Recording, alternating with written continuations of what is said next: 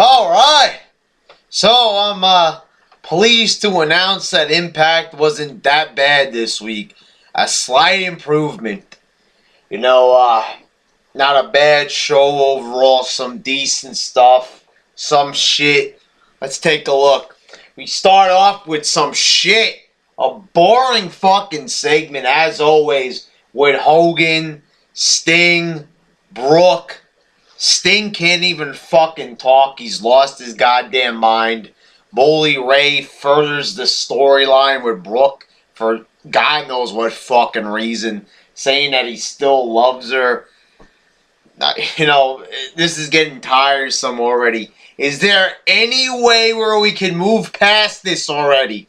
It's getting just unbearable to watch. Hogan, every single week. The way I talk about him, you think I hate the man, but the guy is one of my favorite wrestlers of all time. It's just that I've seen too much of him. It's time to, take a fucking break forever from fucking wrestling. We've seen enough Hogan. And in TNA, he's just a really cheap Hogan. It'd be different if he came into WWE nowadays. It would be like a big moment. They could probably do something better, but it's just that Hogan, boring promos, uninspired every single fucking week. And, it's just enough already. I mean, think about it. I'm a fucking 3-year-old watching fucking wrestling and seeing Hulk Hogan in the main events. Then you flash forward and I'm 25 and I'm still seeing fucking Hulk Hogan on the fucking TV all those years later. That's fucking horrendous.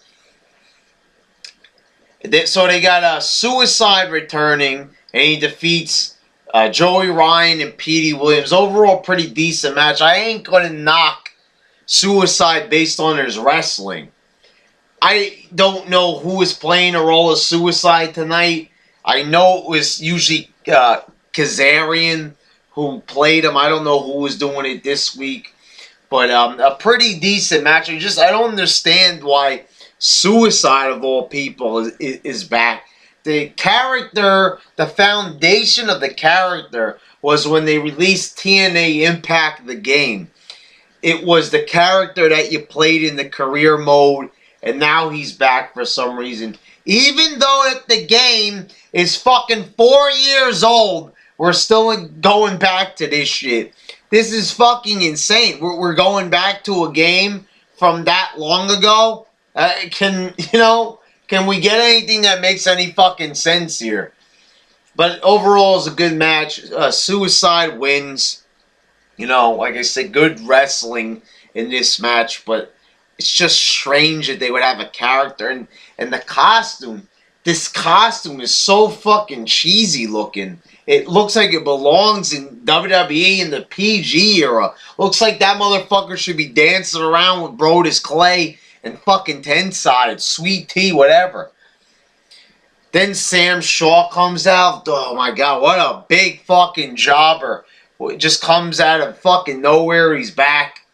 They're doing this fucking gut check elimination match. Alex Silva's supposed to come out, but he gets beat up, and instead it's Wes Briscoe coming out with the Ace and Eights, and they start they're gonna start beating up Sam Shaw, but Magnus comes to the rescue. What a coincidence. A main roster jobber coming to save a developmental jobber. This is just, this is retarded. Take away developmental and just leave mental, because putting jobbers out there is fucking mental. And this ends up becoming a match between Magnus and Wes Briscoe.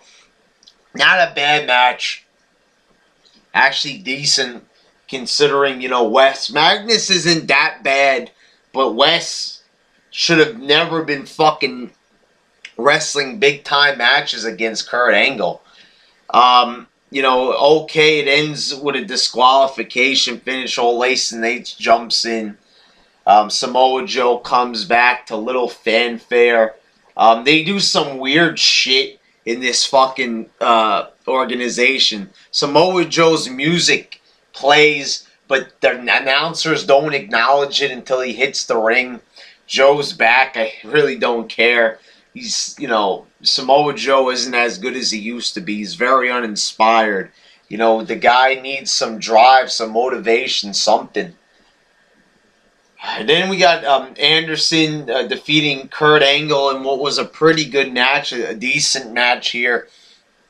Some Kurt Angle still proves that even though the guy's neck is hanging by a thread, he still wrestles better than just about most of the guys in WWE, and sure as hell of a lot better than most of the guys in TNA. So pretty decent match here. AJ distracts Kurt Angle. Anderson with the low blow. Decent. Not great, but decent. Then we got a tag team segment here. Chavo and Hernandez are on commentary, which didn't make sense because there isn't a match going on. So what the fuck are they commentating on? The segment? It doesn't make any sense. So basically James Storm comes out. He's about to announce who his tag team partner is. Then you've got Austin Aries and Bobby Roode coming out. Bad influence. And they're all, this was very hit or miss on the comedy. It was entertaining. Shark Boy returns. Hulk Hogan mentioned him earlier in the night. Coming back with the Stone Cold, mockery gimmick. This was funny when it first happened fucking 5 years ago. And now it comes back, and now it's just fucking lame. It's tiresome. You can't keep doing the same fucking jokes over and goddamn over again. It gets a little bit old. You got to come up with new material. Robbie comes out and starts reading names for the tag teams, and it wasn't funny. Then Gunner comes back and destroys them, and now all of a sudden James Storm is tag teaming with Gunner.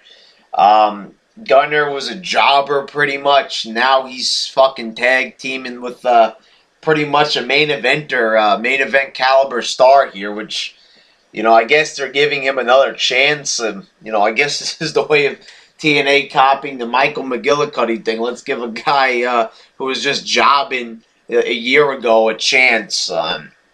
They sort of fit well together with the tough guy act, but I was actually expecting Jeff Hardy here. And when you're expecting Jeff Hardy and you get Gunner, well, you might as well say that you're disappointed, because I fucking was. I thought Hardy was coming back, and we got Gunner. I don't know. Maybe this will end up being a decent tag team. God knows they need another fucking tag team. Then you got Mickie James defeating Velvet Sky. Pretty decent women's match, nothing spectacular here, but decent. Much, is the flow of the night. Nothing bad, but decent. Certainly not good or anything. A little bit of an anticlimactic finish. Mickie James just hits a normal DDT. It's not even her DDT finish, just a plain old DDT. And pins Velvet Sky to little fanfare. It's not even like she won the title, but they're not even making a big deal about it. So, it's like, why should we fucking make a big deal about it if they don't even fucking care? A little bit of a heel turn, I suppose, because she clipped Velvet's leg. I think a better way of getting this across would have been just fucking maybe hitting her leg with a chair when the referee wasn't looking. Performing a legal move is not exactly the best way of, doing a heel turn. It was a slight heel turn. I don't know if they're going to commit to this or whatever. What are they going to go back to Psycho Mickie James and totally rip off WWE's gimmick?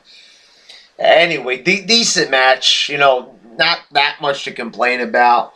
Then in the final segment, you got AJ Styles, and he's going to join Aces and Eights. it was pretty fucking obvious that he wasn't going to join because it was just going along too easily with him, you know, doing the distraction and being nice to the aces and eights. He puts on the fucking vest. They beat up on Kurt Angle. It looks like he's about to join, and I thought maybe for a minute I was wrong. And then they swerve everybody, and AJ just cracks a bunch of members with the hammer, and he's on his own. Not a bad segment, actually. I enjoyed it, and I enjoyed the swerve. Maybe a slightly obvious swerve, but they did it in a way where, you know, it was a little bit unpredictable. So, it was a decent little segment. For something involving aces and eights, they could have really used a member like AJ in here. I think AJ could have really went over well into aces and eights. You know, it would have been, you know, cool. It would have maybe fit his little personality that he's got going on now with the riding the motorcycle into the arena and all that. But, yeah. Overall, you know, the show, I say, is decent, but still not good. Because it's just passable. You know, you had a couple of decent matches, but it's just, you don't feel excited watching fucking Impact. You just don't. You know, it's like, you start off with a shitty promo in the beginning that eats up about 20 minutes, and it just fucking takes you right out of it, I swear to fucking God. And then you just get some decent matches. You know, nothing really good. Not like good matches, but just passable matches. So it's just really a passable show. And some of the matches have retarded finishes, predictable finishes. You know, it's sort of the same fucking deal every single week with nothing different ever with Impact. It's always the same shit. Hogan comes out, cuts a fucking 20-minute promo, bores us to fucking tears. Then sometimes maybe you might get a little 4-minute X Division match with some cool moves. It usually ends up being the match of the night. You know, and you get a women's match that may or may not be good. It's always hit and miss with TNA. One week you get a decent show. The next week you get a fucking horrible show. In a month you get a good show. Sometimes you get a really good show. And then it goes right back to being shit. It's just a company with very little direction. Everything is fucking revolving around Sting and Hogan still. And it's a fucking boring company. It's supposed to be a company that prides itself on the fucking future. I understand that by their contract, you know, they have to put certain old stars on there, but it doesn't say anything to the best of my knowledge about putting them in the fucking main event of a pay-per-view. I mean, this is just fucking insane. Bully Ray and Sting in a company that's supposed to be about the future. You tell me what this is fucking supposed to be if it isn't a fucking farce and piece of shit. You know, people will defend this to the end. They will defend their old men wrestlers even though they don't even know who the fuck they are because they're too young to know who the fuck Hulk Hogan is and what he did for the business. But still, you know, people fucking bash me and say that I gotta respect these old fucking coots. But you know something? I respected them long enough. And I respect them enough that I gotta tell them it's time to fucking hang up the boots and get the fuck out already. Alright. Not a horrible show, but not a good one either. Alright.